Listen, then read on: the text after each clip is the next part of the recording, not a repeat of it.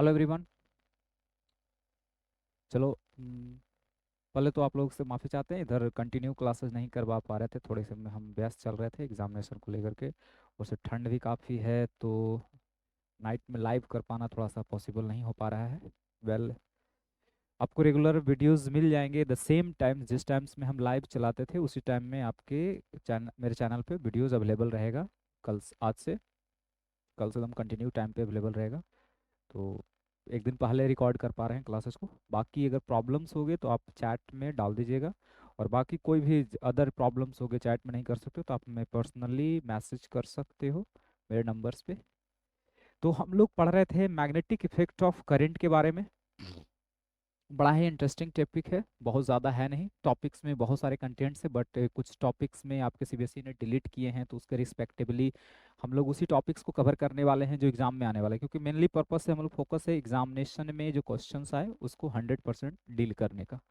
तो हम लोग ने पढ़ चुके थे इलेक्ट्रिक मैग्नेटिक फील्ड लाइंस के बारे में, मैग्नेटिक फील्ड लाइंस के कैरेक्टरिस्टिक पढ़ चुके थे, बता चुके थे कि मैग्नेटिक फील्ड लाइंस क्या क्या कहता है, कौन कौन से फैक्टर्स बता चुके थे, कहाँ से शुरू होता है magnetic field lines bar magnet में, और क्या कारण है कि दो मैग्नेटिक फील्ड लाइंस एक दूसरे को कभी भी इंटरसेक्ट नहीं करते हैं। तो इतनी सारी चीज़ें पढ़ने के बाद अब मेन टॉपिक से elect magnetic effect of current, यानी कि करंट्स के कारण मैग्नेटिक इफेक्ट के बारे में। तो सबसे पहली बात आती है कि कैसे, कौन ऐसे साइंटिस्ट हैं जिन्होंने ऑब्जर्व किए थे कि मैग्नेटिक इफेक्ट ऑफ करंट के बारे में। तो एक साइंटिस्ट हैं जिसका नाम है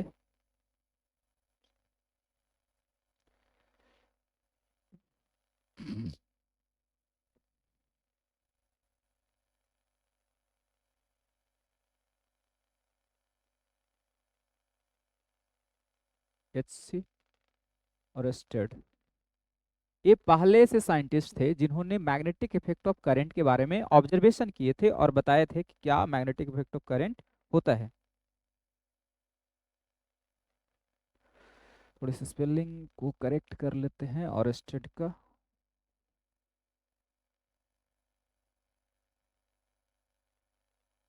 ए है जिन्होंने बताया, इन्होंने एक एक्सपेरिमेंट किए थे। एक्सपेरिमेंट क्या था जिसकी बात करते हैं, एक्सपेरिमेंट ये था कि एक, इनको इलेक्ट्रिसिटी से इतना ज़्यादा प्यार था, लगाव था, जैसे आप लोगों को किसी न किसी से प्यार होता है तो उसके लिए जितना चाहो सारी दुनिया से लड़ने के लिए तैयार हो जाते हो, जस्ट लाइक इनके साथ है और स्टेट के साथ कि इनको इलेक्ट्रिसिटी से बड़ा रोमांटिक वाला लव स्टोरी था इनकी थोड़ी सी। जब भी समय मिलता था, वक्त मिलता था, ये इलेक्ट्रिसिटी के साथ एक्सपेरिमेंट कुछ ना कुछ करते रहते थे। एक बार की टाइमिंग है कि इन्होंने एक्सपेरिमेंट कर रहे थे तो एक प्रॉपर सर्किट डायग्राम बनाए। जैसे देखो सर्किट हम बना रहे हैं, इन्होंने प्रॉपर एक सर्किट को कनेक्ट किया, सेल लिए, बैटरीज को, स्विच को लगाए और बल्ब को लगा करके कनेक्टिंग कर दिए थे। और बगल में एक मैग्नेटिक कंपास रखा हुआ था। थोड़ा सा दिखाते हैं, ये है जो हमारा मैग्नेटिक कंपास है।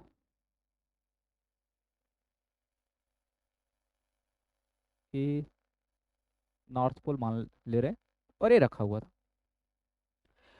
तो इन्होंने ऑब्जर्व किए कि जब करंट को, स्विच को ऑन किए तो करंट फ्लो करना शुरू हुआ। अब जैसे हम अभी डायरेक्शन की बात नहीं करेंगे कैसे कैसे गया था, जैसे स्विच को हम मान लेते हैं ऑन कर दिए तो करंट ऐसे जाना शुरू हुआ, बल्ब ग्लो कर गया। तो मैग्नेटिक नीडल्स में कुछ डिफ्लेक्शन हुआ, चाहे इस डायरेक्शन में डिफ्लेक्ट हो चाहे इस डायरेक्शन में, वो डिटेल्स में हम पढ़ेंगे कि कैसे, किधर कब करंट की डायरेक्शन कैसा होता है, तो मैग्नेटिक फील्ड की में कैसे डिटर्मिनेशन होते हैं, तो डिफ्लेक्शन किस तरीके का शो करेगा। तो मान लेते हैं कि ऑब्जर्वेशन कि कुछ एक तरह का डिफ्लेक्शन शो हुआ। तो ये जो डिफ्लेक्शन हुआ तो उनको फर्स्ट टाइम में ऑब्जर्वेशन में ऐसा लगा कि हो सकता है बाय मिस्टेकली किसी तरीके से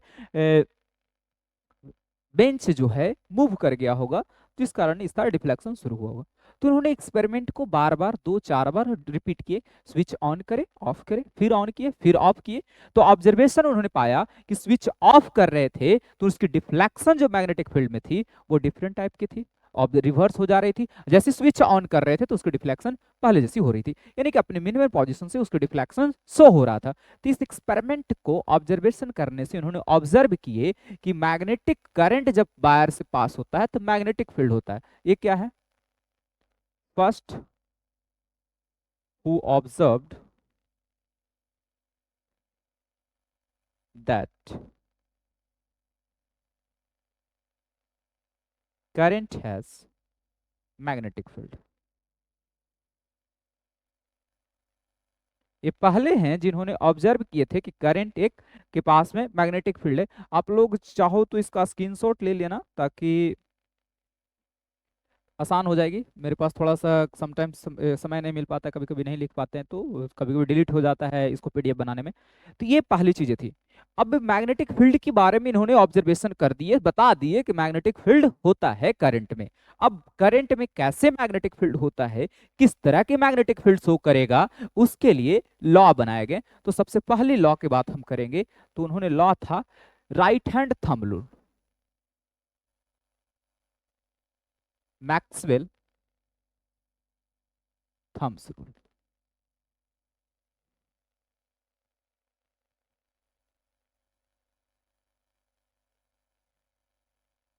Maxwell right hand, right hand thumb.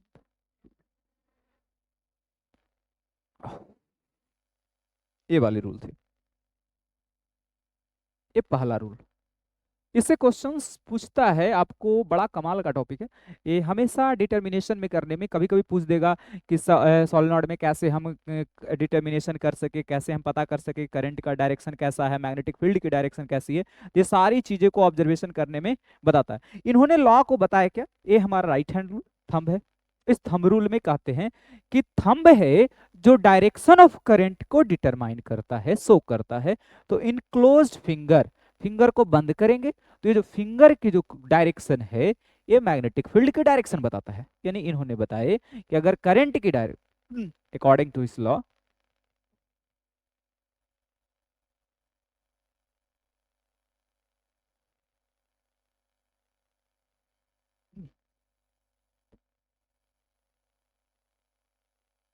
if the thumb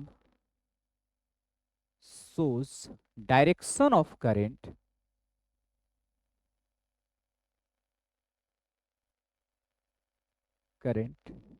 then the enclosed finger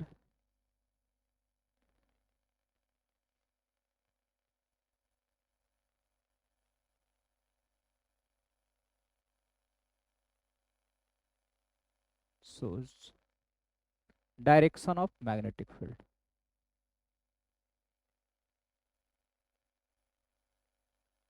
magnetic field, ये इनकी रूल थी। एक करंट की डायरेक्शन अगर बताएगी थंब, तो इनक्लोज्ड फिंगर को ऐसे बंद कर रहे हैं, तो ये बता रहा है हमारा मैग्नेटिक फील्ड की डायरेक्शन को रिप्रेजेंट कर रहा है। ये इन्होंने रूल बोले थे और ये बड़ा अच्छा रूल था। अब इसी को रूल को कई तरीके से बताया जाता है, इमेजिन किया जाता है, जिसमें इसको स्क्रू रूल भी कह सकते हो। पेच देखे हो, कसते हो, ओपन करते हो, तो वो पेच है डायरेक्शन ऑफ करंट। ओपन कर रहे हो तो बाहर की तरफ आ रहा है, कस रहे हो तो अंदर की तरफ जा रहा है, यानी इनसाइड द पेज जा रहा है और एक आउटसाइड द पेज आ रहा है। तो वो कसने की डायरेक्शन अलग होती है, अनेक ओपन करने की डायरेक्शन अलग होती है। उसके लिए सीधी सी बात है, जैसे देखो मान लेते हैं कि ये डायरेक्शन ऑफ करंट है, कैसा है, अपवर्ड डायरेक्शन करंट की। क्लोज्ड फिंगर अगर वॉच को रखो तो कैसा, एंटी क्लॉकवाइज, यानी कि मैग्नेटिक फील्ड ऐसे दिखेगा। ये मैग्नेटिक फील्ड की डायरेक्शन, ये अगर करंट है, ये क्या है, मैग्नेटिक फील्ड है। द सेम वे अगर करंट की डायरेक्शन ऐसी हो जाए, तो मैग्नेटिक फील्ड की डायरेक्शन कैसी हो जाएगी, ऐसे। यानी कि करंट के डायरेक्शन को रिवर्स करने से मैग्नेटिक फील्ड की डायरेक्शन रिवर्स होता है। ये बातें और स्टेट में भी ऑब्जर्व किए थे कि मैं करंट को, लेकिन कैसे ऑब्जर्वेशन था, इसके लिए रूल्स ने मैक्सवेल में दिया। क्या दिए, जिसको लिए इसको कई तरीके से ऑब्जर्वेशन भी करते हैं। जैसे कि हम इसको एक तो समझ लो कि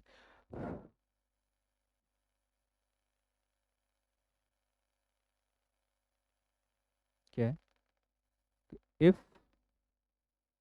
the direction of current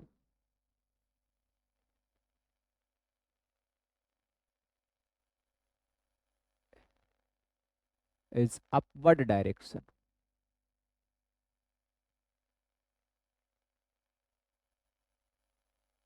then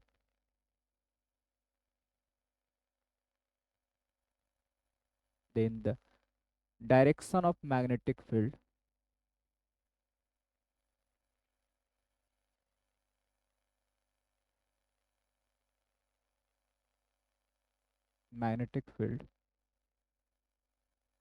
will be anti-clockwise. चलो पहले चलिए, यानी कैसे,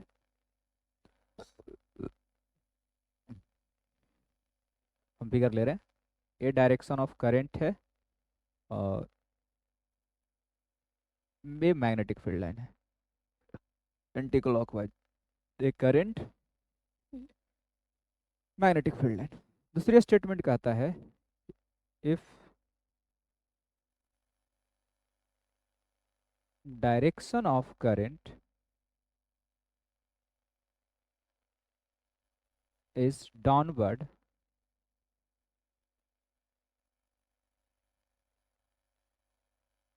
then the direction of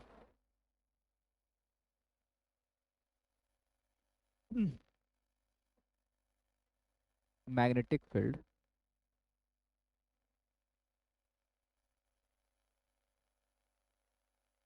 will be clockwise।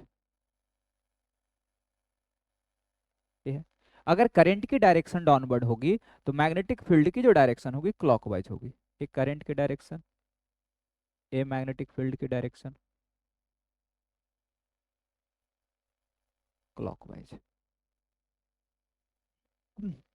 इसको स्क्रू रूल भी कहते हैं। स्क्रू को देखो ऐसे कसते हो क्लॉकवाइज तो अंदर की ओर जाता है, और एंटी क्लॉकवाइज कसते हो तो बाहर की ओर आता है। तो इसको स्क्रू रूल भी कहा जाता है। Maxwell right hand thumb rule को स्क्रू रूल भी कहा जाता है। इसको आप स्क्रीनशॉट टाइट लिख लेना, ज्यादा अच्छा है।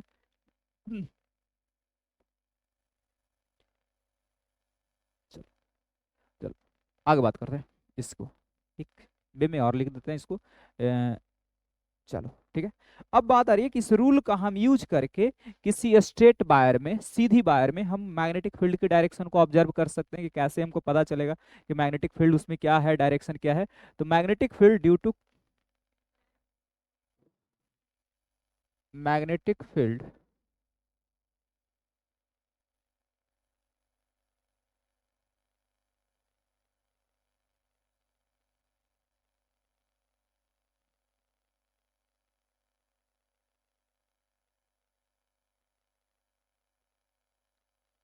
Current carrying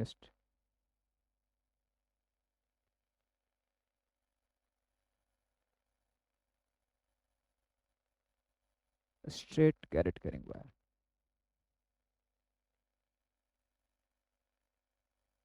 straight current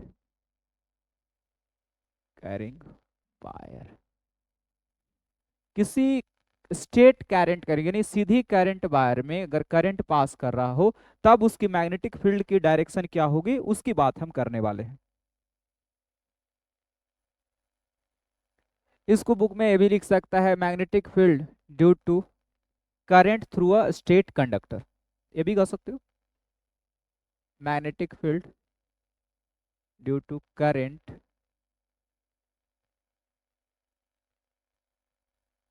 through a straight conductor, किसी स्ट्रेट कंडक्टर से अगर करंट पास कर रहा है तो मैग्नेटिक फील्ड क्या होगा।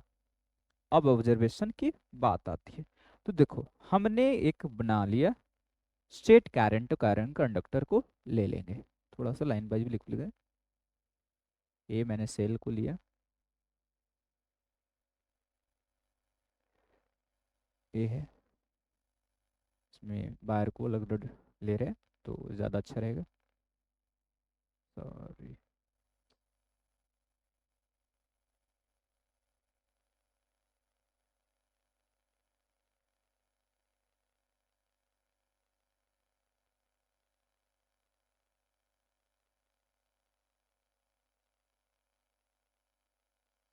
ये वायर ले लिए, चलो यहाँ से हम स्विच करंट पास करवा दिए।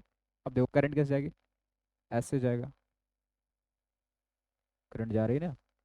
तो अब देखो करंट की डायरेक्शन कैसा, ऊपर की तरफ, तो मैग्नेटिक फील्ड ऐसे दिखेगा।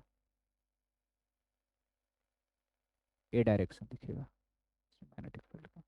मैक्सवेल थम्स रूल, डायरेक्शन तो पता चल रहा है क्लॉकवाइज है कि एंटी क्लॉकवाइज है, करंट के अकॉर्डिंग रिस्पेक्टिवली होगा। करंट अगर अपवर्ड डायरेक्शन में होगा तो करंट हमारा क्या होगा, मैग्नेटिक फील्ड क्लॉकवाइज डायरेक्शन में, और करंट अगर डाउनवर्ड डायरेक्शन होगा तो मैग्नेटिक फील्ड कैसा होगा, एंटी क्लॉकवाइज डायरेक्शन में।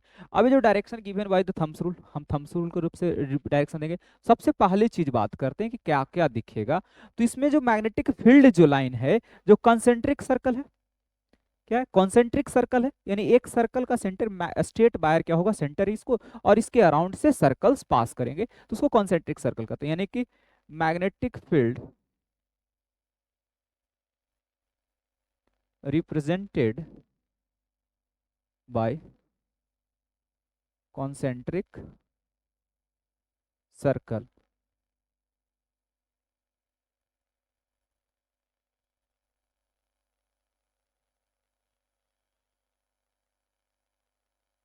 Circle around the wire, wire के अराउंड कॉन्सेंट्रिक सर्कल को हम रिप्रेजेंट करके मैग्नेटिक फील्ड को क्या करेंगे, हम डिटरमाइन कर लेंगे। पहले पता चल गया मैग्नेटिक फील्ड लाइन हमारा कैसा है। Every point, at every point, प्रत्येक पॉइंट पे, जिस पॉइंट पे चाहिए उस पॉइंट पे हम निकाल देंगे, पहली चीज। दूसरी चीजें हैं कि डायरेक्शन, यानी direction of magnetic field, direction of magnetic field can be represented by Maxwell rule, Maxwell's rule. Maxwell के रूल से हम रिप्रेजेंट कर लेंगे। बोला ना डायरेक्शन की बात करेगी तो मैक्सवेल का रूल लगाएंगे, अपर डायरेक्शन में एंटी क्लॉकवाइज, डाउनवर्ड डायरेक्शन में तो क्लॉकवाइज। दूसरी चीजें हैं, अब बात आती है कि स्ट्रेंथ, मैग्नेटिक फील्ड की जो स्ट्रेंथ होगा, जैसे जैसे हम वायर से दूर जाते जाएंगे मैग्नेटिक फील्ड वीक होते जाएगा, जैसे जैसे वायर के क्लोज आते जाएंगे मैग्नेटिक फील्ड क्या होते जाएगा, स्ट्रांग होते जाएगा, बढ़ते जाएगा। अब यानी कि नियर द क्लोज क्या होगा, सर्कल क्लोजर होंगे, नजदीक होंगे, और जैसे जैसे दूर जाएंगे कंडक्टर का क्लोज होगा, तो यानी कि circle are closer near the conductor, conductor के नजदीक सर्कल क्या है, क्लोज है। दूसरी है कि magnetic field directly proportional of the current, current को बढ़ाएंगे तो मैग्नेटिक फील्ड बढ़ जाएगा, और करंट को घटाएंगे तो मैग्नेटिक फील्ड घट जाएगा, तो directly proportional to the electric current.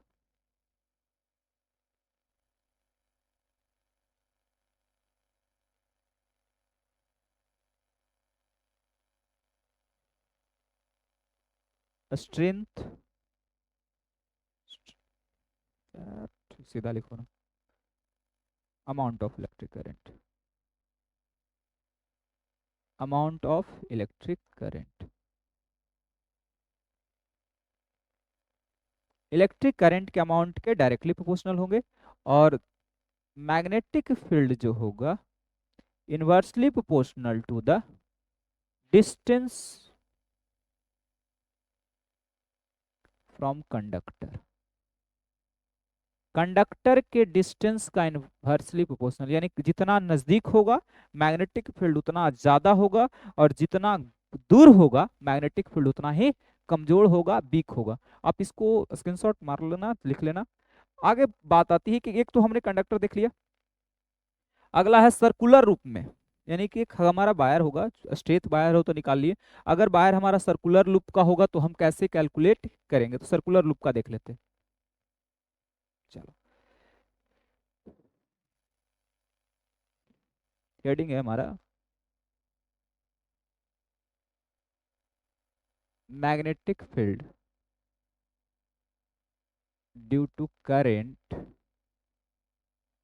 Through circular loop, किसी सर्कुलर लूप में मैग्नेटिक फील्ड करंट का क्या होगा। कोई भी हम सर्कुलर लूप ले ले, चलो एक हम सर्कुलर लूप बना लेते हैं।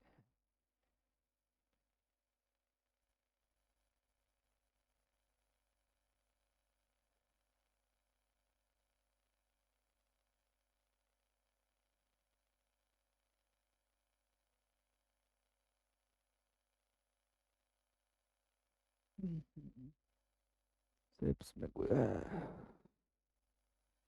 चलो छोड़ो ना, बना ही लेते हैं।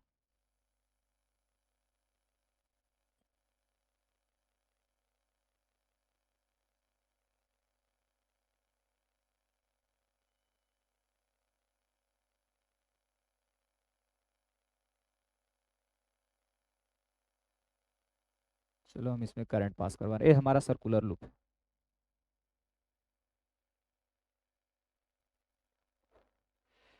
थोड़ा सर्कुलर लूप अच्छे से बनाते हैं।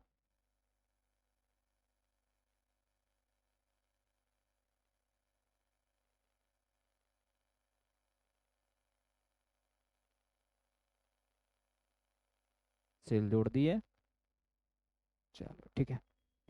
अब सर्कुलर लूप हमको पता चल गया। अब क्या करना है डिटरमाइन करने के लिए, सबसे पहले चीज है कि सर्कुलर लूप का ईच पॉइंट को, हर पॉइंट को स्टेट वायर मान लेने हैं। अब देखो, इस पॉइंट को हम स्टेट वायर माने, करंट कैसे जा रही है, ऐसे जा रही है ना, करंट ऐसे आ रही है, देखो तो, ये है ना। अगर इस पॉइंट को हम स्टेट वायर माने तो स्टेट वायर मान कर को इस तरीके से हम कॉन्सेंट्रिक सर्कल बनाएंगे। यहाँ पे भी माने तो इस तरीके से हम क्या बनाएंगे, कॉन्सेंट्रिक सर्कल बनाएंगे। यहाँ पे माने तो हम इस तरीके से क्या बना देंगे, कॉन्सेंट्रिक सर्कल बना देंगे। अब देखो, करंट की डायरेक्शन ऐसी है, करंट की डायरेक्शन ऐसी है, करंट की डायरेक्शन यहाँ पे ऊपर की तरफ है। अब करंट की डायरेक्शन ऊपर की तरफ है, मैग्नेटिक फील्ड कैसी हो जाएगी, देखो पीछे वाले जो टॉपिक्स में हम बता चुके हैं क्या है, अगर ऊपर रही करंट की डायरेक्शन तो मैग्नेटिक फील्ड एंटी क्लॉकवाइज, और नीचे रही तो क्लॉकवाइज। चलो हम यहाँ पे आते हैं, डायरेक्शन अपर की तरफ है, एंटी क्लॉकवाइज मैग्नेटिक फील्ड की डायरेक्शन ऐसे, यहाँ पे नीचे है कैसे रहेगी, क्लॉकवाइज। अब देखो, करंट कैसे जा रही है, ऐसे जा रही है। अब ऐसे जा रही है तो कैसे, मैग्नेटिक फील्ड लाइन इस तरीके से। अब इस तरीके से घड़ी को देखो तो कैसा हो जाएगा, इस तरीके से घूमेगा, यानी करंट ऐसे जा रही है, मैग्नेटिक फील्ड लाइन ऐसे दिखेगा, ठीक है। अब सेंटर में इसकी मैग्नेटिक फील्ड लाइन क्या होती है, सीधी रहती है। देखो, रे ऑफ लाइट आ रही है, बाहर निकल, सॉरी मैग्नेटिक फील्ड लाइन क्या है, ऐसे बाहर आ रही है, बाहर की तरफ निकल रही है, करंट के डायरेक्शन से अकॉर्डिंग बाहर की तरफ निकल रही है, सीधी सीधी निकल रही है। यानी कि सेंटर ऑफ द लूप में क्या होता है, हमारा कांस्टेंट होता है, सेम होता है, उसके डायरेक्शन में कोई चेंजेस नहीं होता है। आप समझ लो कि एक सर्कुलर लूप, सर्कल का लूप लिख लो, एक देख रहे, देखते हैं कोई चीज,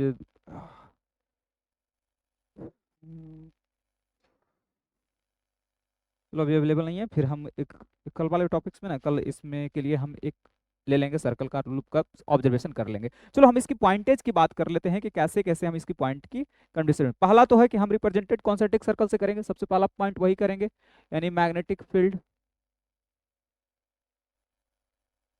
can be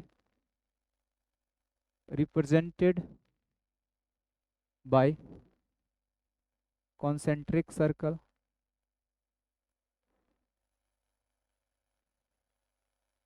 at each point, every सब हर एक पॉइंट पे कॉन्सेंट्रिक सर्कल पे हम क्या करेंगे, इसका निकालेंगे एट एवरी पॉइंट। देखो कुछ नहीं है, जो पॉइंट हमारी सर्कुलर सर्कुलर है वही है, नया कुछ नहीं आता है, थोड़ी सी।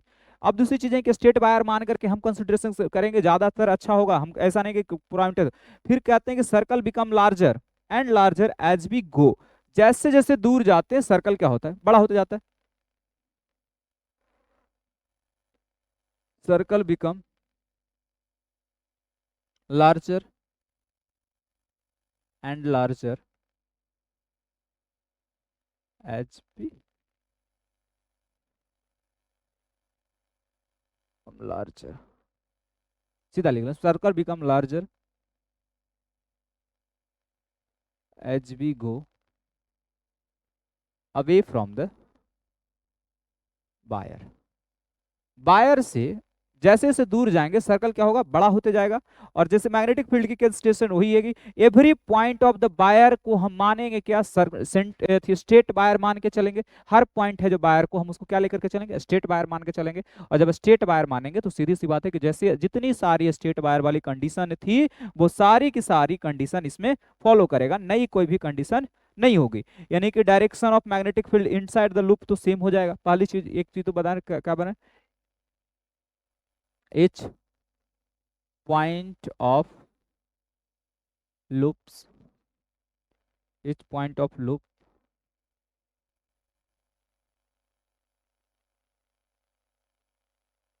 loop क्या बोलते हैं, प्रत्येक पॉइंट लूप का क्या मानेंगे हम लोग, स्टेट बार में,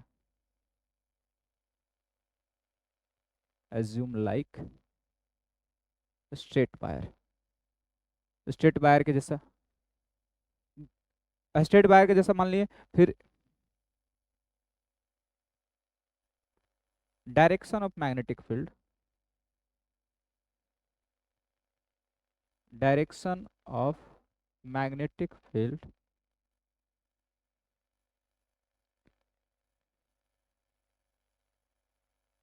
will be same at centre, centre पे इसके डायरेक्शन मैग्नेटिक फील्ड का सेम होगा।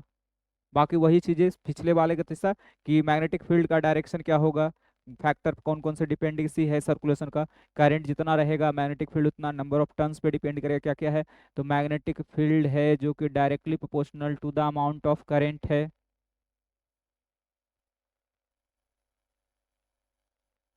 दूसरा है मैग्नेटिक फील्ड है जो inversely proportional to the 1/, distance from wire है, वायर के डिस्टेंस पे। एंड लास्ट है कि मैग्नेटिक फील्ड है जो directly proportional to the number of turns of wire है, टर्न्स ऑफ वायर है। तो number of turns of wire यानी कि कितनी बार वायर का सर्कुलर लूप हम बनाए हैं, कितने टर्न से, एक टर्न से थोड़ा कम होगा, जितनी ज्यादा टर्न्स हम बढ़ाएंगे वायर्स की उतनी ज्यादा होंगी। तो ये हमारी इतनी सारी टॉपिक्स थी, कंसिडरेशन थी। मैक्सवेल रूल समझ गए, मैक्सवेल रूल, मैक्सवेल रूल से हम कैसे कैसे डिटर्मिनेशन कर सकते हैं, स्क्रू रूल्स क्या होता है, जो भी समझ में आ रही है। तो आज की क्लास के लिए हम यहीं पे ख़त्म करते हैं मैग्नेटिक इफेक्ट ऑफ करंट वाले में। तो समझ में आ रही प्रॉब्लम्स, बाकी आगे वाली क्लासेज में हम जस्ट बता देंगे, आगे के टॉपिक्स को कंसिडर करेंगे। Well thank you and take care of yourself.